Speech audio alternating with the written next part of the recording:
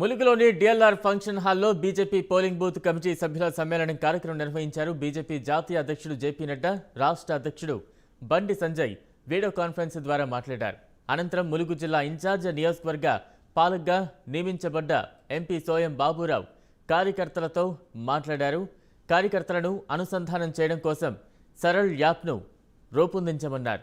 ములుగు జిల్లాలో బీజేపీ జెండా ఎగురవేయడమే లక్ష్యంగా ప్రతి కార్యకర్త పనిచేయాలన్నారు.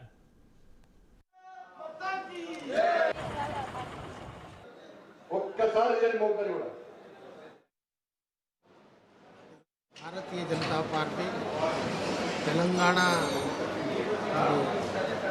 నియోజకవర్గమైన మహబూబాబాద్ నియోజకవర్గంలో కార్యకర్తలు ఒక సమావేశం ఏర్పాటు చేసింది.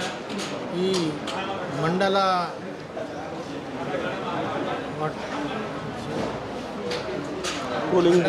నాయకులు కాకుండా బూత్ కమిటీ నాయకుల యొక్క సమావేశం ఏర్పాటు చేయడం జరిగింది.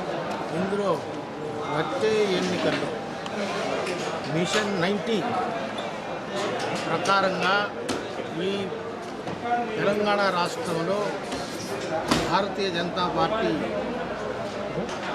మరి గెలిచి ఇక్కడ భారతీయ జనతా పార్టీ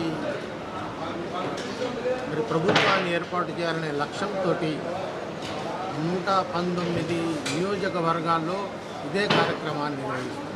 కనుక ఈసారి భారతీయ జనతా పార్టీ తెలంగాణ రాష్ట్రంలో కైవసం చేసుకొని భారతీయ జనతా పార్టీ ఈ